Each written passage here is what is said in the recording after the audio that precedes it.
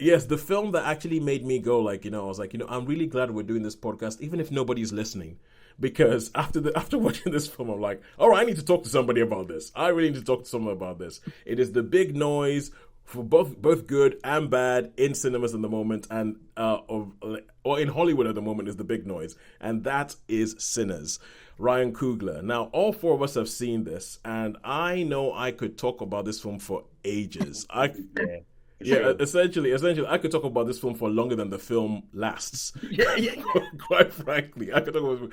So I'm gonna put 10 minutes on the timer for us to talk about this and see how we do. I'll see how we do. All right, cool. So let's talk about Sinners. So Sinners, we are in 1932, I believe, 1932 in Mississippi. And when the film kicks off, the first thing you see, like, it's 1932, so slavery has been abolished, but plantations still exist. Black people still work on the plantations. A lot of them, they can't really get out of that work. So it's kind of, there's a whole thing in the film about how they live on the plantations, they pay plantation money, not actual dollars, that can only be spent on the plantations because that's how small their world is. And you have these two brothers, played by Michael B. Jordan, who are called Smoke and Stack. They're called the Smokestack Brothers, and they come back from Chicago. Even though your history, 1932, Chicago, you can get Prohibition. yeah, prohibition. You can guess where they got employment in Chicago, but they come back into town, and everybody's like, "Oh my God, the Smokestack Brothers are back!" And they buy this building that they're going to turn from some sort of mill into a juke joint. So drinking, music, dancing, sweating on Gambling. each.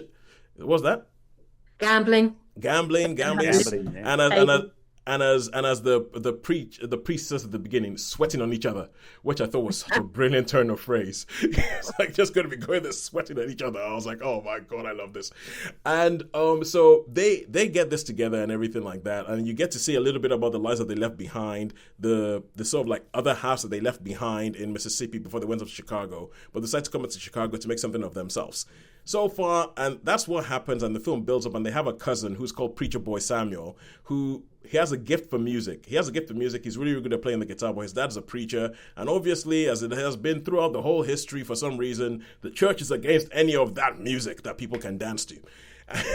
and and so his dad has an issue with him about that, but he and everything builds up to the opening night of the juke joint that the brothers have. The brothers are going to have the opening night of the juke joint, and they are getting people in, and the first half of the film is really about them building up and getting everything towards the juke joint. And if this one has been described as a horror movie, and is a kind of film that it would be great if you would go in not knowing anything about whatsoever, but I feel like you've got to give people a hook to get people into the cinema, so you can't tell them nothing. So it is a vampire movie, and it is about vampires attack the juke joint on their opening night, and that is the basic thing about the film. Now, I loved it. I'm gonna go ahead and say I love this film. I think I actually sent you all a message that says in capital letters, "This film was made for me." But but with that being said, let's go and let's see, what did you guys think before I can't be stopped. I'm just rambling and rambling and rambling. Sharon, go. Well, yeah, took me by surprise because I had, yeah, you go into it, you've seen the trailer. I don't like seeing trailers because they give too much away, but no, went into Nowadays, it. yeah, they definitely do. Yeah, and I thought it was visually, I thought it was stunning, actually. I thought it was top-notch visuals, the clothes, the look, about it, very stylish. Um, Yeah, and then there's the elements that sort of these threads that draw together, like the sort of like the sort of this folk mythology that's sort of built up around the use of music, Yep, and then you yep, see that how they use music, because in some places in Britain you've got places where they're called like very thin. They're thin between because the barrier between the worlds is wafer yep, thin, and you can yep. almost touch. And so they're saying this is the music is what creates this thinness, so that you can see the past, the present, the dead, and the living, and the other world. Oh, And they'll talk as in, heaven or yeah. hell or whatever. But You they, the you are, you line, are alluding to my favorite scene in the entire film. but the sort of the barriers between these sort of realities thins with certain music, and we see a scene where sort of these the past, the present, the mythology, sort of the reality blends and merges, and basically has a party. Honestly, And I God, think the use of music in it was just like out of the world because I'm a folkie, and so they have because I was thinking I appreciate sort of bluegrass music, and I appreciate blues, and I Yeah. appreciate it, but I don't love it. And then they started doing some folk things. I'm like, I love folk, and so some of the folky numbers, I was just like, yes, you're speaking my language here. So yeah, the music really does draw you in. Yeah, I would agree with that. I agree with that, and I'm slightly embarrassed to say, but when you start talking about that scene, I start getting goosebumps, quite frankly. Anyway, so Sean, what did you think? Okay, yeah. I mean, I love this from the get-go, as I say, and like Sharon says, visually, it was absolutely visual. Well, the sound and the visuals were like right from the very beginning, and also they One they hundred they percent. they touch on the Native American thing as well at the beginning, and Yeah. it's like, yeah. So it starts off. I thought, whoa, this is a great start to a movie, and then yeah, it just gets just like I was totally immersed in the whole the whole movie, and I was trying to think, yeah, I'm just going to enjoy this. I couldn't pick up anything that was me huffy puffy. Yeah. But do you know what I mean? There was nothing there. I thought, yeah, this is pretty good. This is pretty good. And the end scene as well. Even the end scene after, Yep. Yep. Yep. Yep. that was with the bar rifle and the Tommy Yeah. gun, and it's just like that was just so cool. Oh. That was like when I was like, oh yeah, especially because when it changed the magazine with the drum magazine with 50, and then he puts in a stick magazine. I thought, oh man, this is I totally love this. So beginning, well, the whole film was just a joy to watch. It was brilliant, and like Sharon says, the music. I really like the sort of Irish folklore as well, like you were saying about the folk with and I mean that scene. It's like pretty random, but it was just really, really Uh, spot on. It's uh, just Hard great. uh, Mountain Time. I, Yeah, yeah. I thought that scene Yeah, was transcendent. Transcendence, that's the I thought word. it Yeah, was yeah. transcendent. yeah. I thought it was No, for sure. amazing. It It- was. It really was. Yeah. yeah. You I keep. think this is a film you almost need to watch it again. Yeah. Yeah, One hundred definitely. percent. Yeah, There's yeah. not many films Yeah. you come away and you're No. thinking, well, actually, it's like this. The feeling of it now. I only watched it yesterday. I think me and Tosin, we both only Mm. watched it yesterday. But Mm. it's one of those ones like now. I'm thinking I could do a scene that again. I feel like I missed probably a lot because your eyes are just like, what's going on? And Yeah. you're Yeah. trying. Visually, There's it the was thing where terrific. there's Yeah. I could describe it as like mayhem and carnage, Mm. Yeah. but It was It, everything rolled there's, into it, one. your eyes it, are just like. it, I'm thinking I need to see that again so I can Yeah, focus in on I it. think it's like it was, and at the same time, it was beautiful. It Yes. was, it was like this sort of like melodious carnage that you're like, Yeah. that shouldn't be. Hang on, that's kind of working. Oh my god! And thing is, right from the very beginning, like Sean, you mentioned about like when it's about Native Americans, and they're talking about like folklore, and they say they're like like these people call it this, the Native Americans call it this, Yeah. Yeah. and then when they go in West Africa, they call it this. I'm like, Yeah. yes, Yes. yes. Yeah. Yeah. I'm like, we've been invited.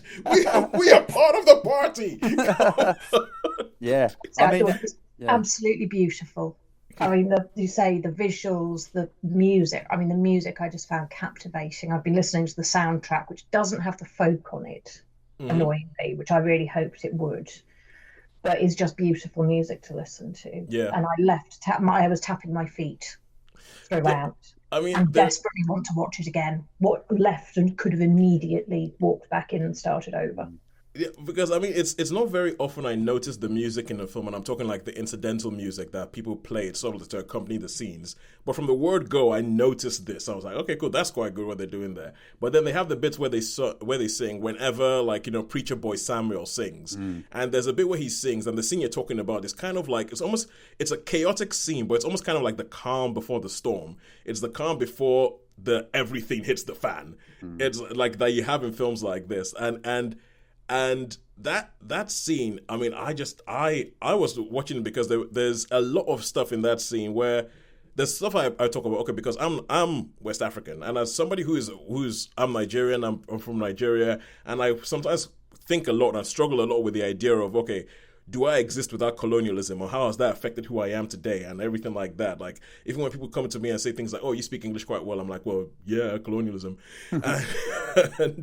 and there's just so much stuff in that film, in that scene, especially because there was a time when I went to a friend's house. I went to a friend, well, not friend, well, Michelle, in Florida, and I had what they call a cookout, a barbecue with her family. And I remember sitting down there and seeing like these are West African, well, these are African Americans who obviously were taken away from whatever they knew. They had to develop a whole new culture. And seeing her family, external family, get together and just talk together, and I was going, hang on a second, this is the same thing that happens back home, and that something has traveled from wherever they were taken from to Florida, and it's like all these hundreds of years later.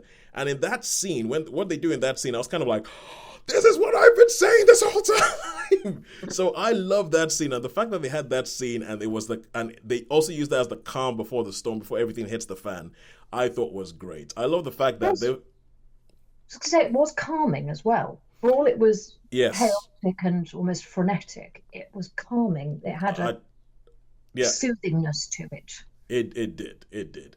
And yes, I know the Oscar music is about to play us off, and I don't care. Go away. Be gone, Oscar music. Be gone, Oscar music. Be gone like a hake in the night.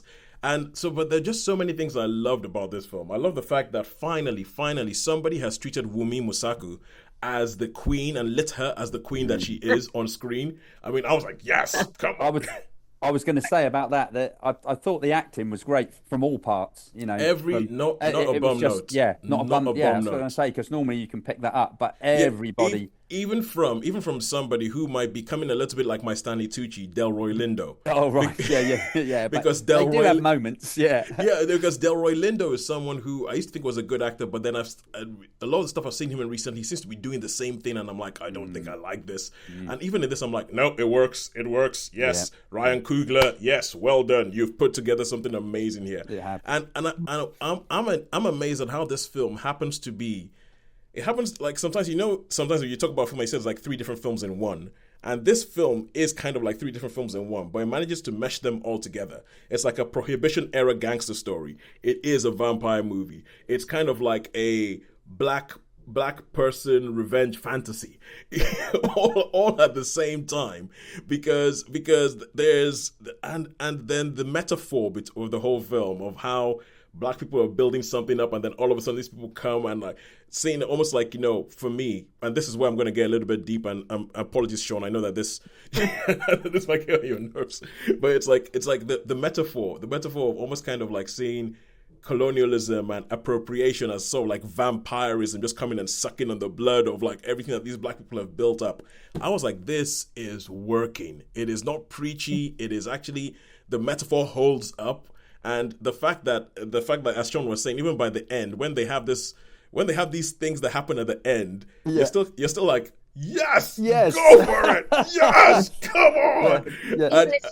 Even if you remove the word colonialism, I agree with your point about colonialism, that society in Southern America in the 1930s was, with the former plantation owners who are still the plantation owners, it was ultimately a parasitical 100% existence. 100%. And where it was necessary for their life to continue, for the former slaves and landlords to be, they called it sharecropping, didn't they? And to have everything taken from them. Yeah. Sharecropping was basically the same system that was existed pre-slavery. It's just you just were paid nominally by these sort of wooden coins that you could only spend in the plantation shop and that sort of thing. So you still had to meet your quota. It's just they just called it a different name. Yeah, so because it was kind of like there, you're free, but we don't have any job opportunities, so you just got to do what you've been doing. Yeah, you got to be reminiscent of I can't even think what I was reading or looking at earlier on. Something with they created taxes that you had to pay for work that they paid you to do. So you did the work, were paid by them, and had to then pay taxes back to the person for whom you had done the work, who had given you the money. And you look at that and just think, oh yeah, that's not nice model, is it? But I think the really old booklets, I think they call it the deducts. They call it about those damn ducks, and it's like because there are always deductions from your wages, so that you would never ever come out ahead at the end of it. I'm trying to think what the book is. It might have been Freedom Road or something like that, but I read it when I was very young. But yeah, one of them was like going about, oh, those damn ducks. I can't get away from those ducks. And yeah, okay. And I will, after this, I will stop. I will stop, and then we can give star ratings. But a big thing about the film is like there's a Tulsa race massacre that happened in 1921 in Oklahoma, and where essentially a black neighborhood was built up, and black people had worked to build a neighborhood for themselves, and it was referred to as the Black Beverly Hills, and it got attacked. It got attacked by the Ku Klux Klan and just burnt to the ground. And I felt like this film was like just channeling that whole thing and channeling that kind of.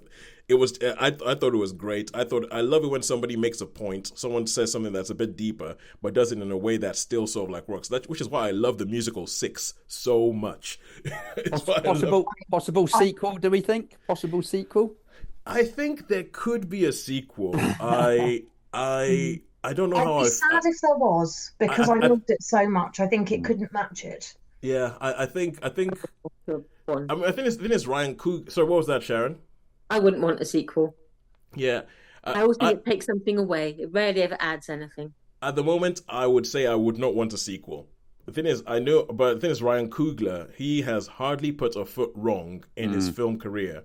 So if he thinks that there's something to say in a sequel, because I get the feeling like he has a lot to say in this film, but he doesn't fully go into it.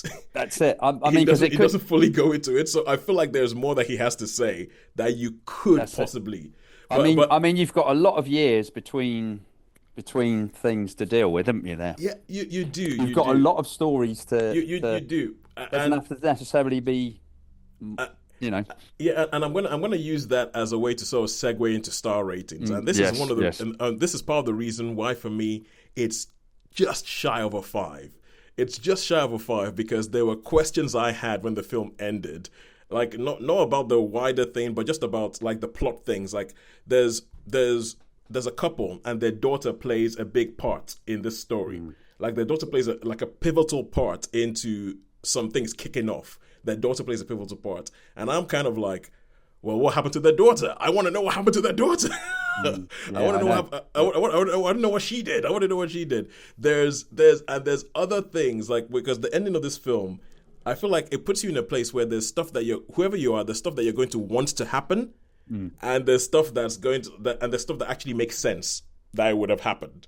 And I think that whatever side you come from, you will probably think, I want this to happen, and it didn't happen, or that makes sense to happen, and essentially, I'm not trying to give away the ending of the film or anything like that, but there's stuff in there that I have questions about, and I'm like, so for me, it's so close to a 5. I think it would probably be a 4.5 for me out of 5. I totally concur with you in every way. I mean, what you've said there, I totally agree with you. So I would give it a 4.5 as well. I totally agree with you. There's just was it like you say, there are one or two little bits but I mean, I did really totally enjoy this movie. Loved it. Terrific. Absolutely loved it. Yeah, I think I'm going to be singing the same song. I thought there's excellent film, really enjoyed it, but for me, I can't quite give it 5. There's one or two things I was like, but only minor. But so definitely a strong 4.